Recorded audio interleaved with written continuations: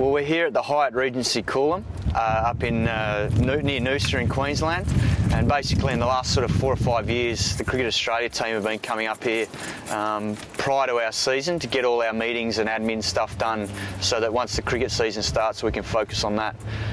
Basically, all the 25 contracted players come up. We spend a week up here. Our families are invited up. Given that we're away a lot during the year, obviously a lot of the guys don't get a huge amount of family time once the summer starts, so it's a good opportunity to come up here and really enjoy the facilities. There's tennis courts and golf course, and we're up here to do our meetings, which is the most important thing with the Cricket Australia staff. But the gym probably hasn't been on the agenda as much as the boys probably would like, but a few of the boys have found their way in there early morning, and I definitely spied Brett Lee in there the other morning doing his beach weights, making sure his guns were going to be looking big for the one-day summer. But in all seriousness, no, the guys have got in there a little bit. It's not a bad gym for what we can do in there. There's treadmills, the normal sort of stuff. But this week's probably been more about the off-field stuff rather than our actual training. So we've had about probably 7 days off after the fitness testing. Just over here we've got the Mount Coolum room, and this is where we spend the bulk of the week, from probably 8 o'clock in the morning through to 5 in the afternoon. We've pretty much got non-stop meetings all day on a variety of topics. We have quite a few of our sponsors come in and talk to us about, I guess, what's expected throughout the season. The Australian Cricketers Association come in and have meetings. Cricket Australia have talks about the upcoming season and the plan going ahead. And a lot of it's about the strategy of planning the season. So for us, it's a good way of getting up here prior to the pressure of playing cricket, and we can get away from having training for 4 or 5 days and get in on the meetings. It's a bit like going back to school. The boys, some of them are trying their best not to fall asleep during the lectures because it is quite a long day, but a lot of the stuff is important and it's good that we get it done. Although at times when we do get breaks, the boys make sure that they keep the sponsors happy, particularly Vodafone, and they've been tweeting away. I know the other day Michael Clark got caught out sending a photo of Phil Hughes onto the Twitter, and that made the papers the next day. So there's not too much that we get away with inside the meetings, but most of the boys concentrate for the full day and pay attention to what's being said, because it is important in what we do.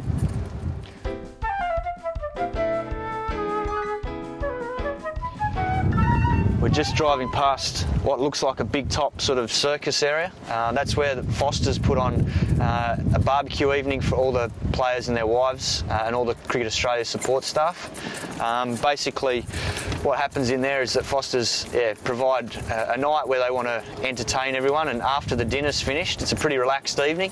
They basically put on a poker night, and there's some games for the kids with the Wiis and all that sort of stuff, pinball machines, and even some old style sort of arcade games. So the boys have a bit of fun playing poker.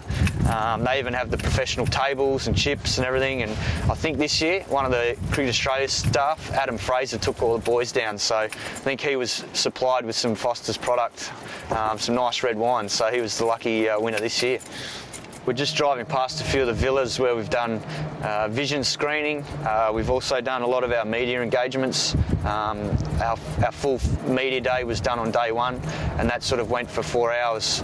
You speak to Channel 9, Fox Sports, CATV, a lot of the different media outlets, Getty Images, Vodafone, so that was a pretty full-on day, talking about the upcoming tour to India and the Ashes, but that's important because that's a big part of what drives interest in the game, so that's something we have gotten used to doing more and more every time we come up here.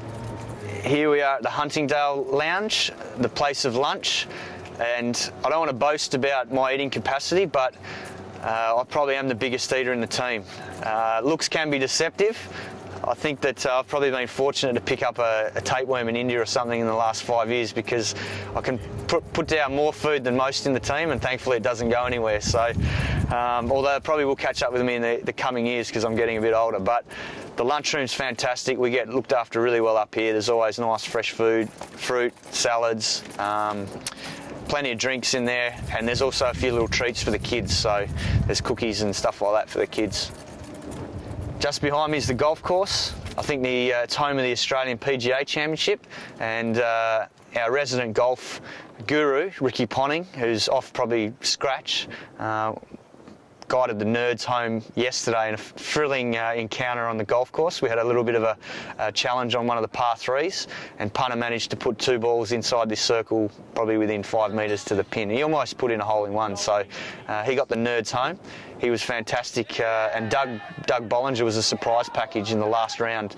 We were in a bit of strife, and he got one inside the circle as well. But most of us put most of the balls in the drink, so it was quite a tricky hole, but it's a good course, and the boys haven't managed to get out there too much, but hopefully in the next day or so there might be a little bit of free time for the boys to have a quick hit in the morning. How are you, mate? Get on. Just doing a little sec. Here we are with Brett Lee. As I mentioned before, he's come from the gym doing his beach weights. As you can see, look at those babies. Get them out for the boys. We'll get them out for the boys. No, get them out for the girls, I should say. No, Brett's just... And another thing I failed to mention is we do get bikes. There's a big bike compound, so if anyone wants to ride around the complex, there's these beautiful bikes with the lovely baskets on the front, and there's always a fair bit of theft going on when it comes to the bikes. There's no rightful owner, so whoever gets in first gets the bike after a meeting, and there's been plenty of aggressive behaviour going on when someone's bike's been stolen. Well, I reckon I'm on 851 at the moment. I've been through about 4 or 5 bikes. I sort of thought that you do the right thing up and hire your bike and, you know, live by the right sort of rules in life, but once my bike got flogged, it was open slather. See you, mate.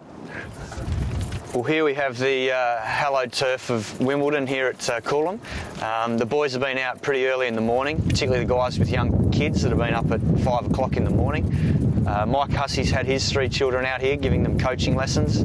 Tim Nielsen has had his wife looking after the 3 boys out on the court, and I know for a fact that she took down their eldest son Harry in one of the championship games the other day. So there's a fair bit of action on the tennis court. It's always a bit of fun, and definitely the kids enjoy getting out there and being able to whack a few balls around.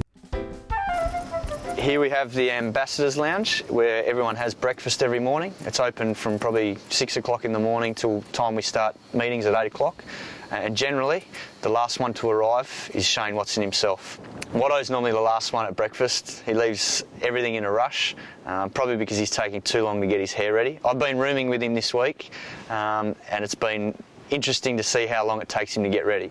He told me the other night he was going to take 2 minutes to be ready, and within the next 15 minutes I was still waiting for him. So it's one of those things, I guess, when you've got hair like he has, you need to spend every hour in front of the mirror. But Watto's the last to breakfast. The rest of the boys are normally in there bright and early, getting breakfast out of the way, and then they're off to the gym or down to the meetings at 8 o'clock.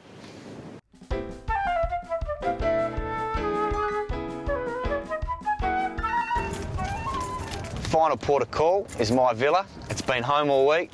Very, very luxurious inside. It's probably bigger than my house back in Sydney, and we've had a nice week here, but it's time for me to go, and I've got to go to another appearance for Vodafone.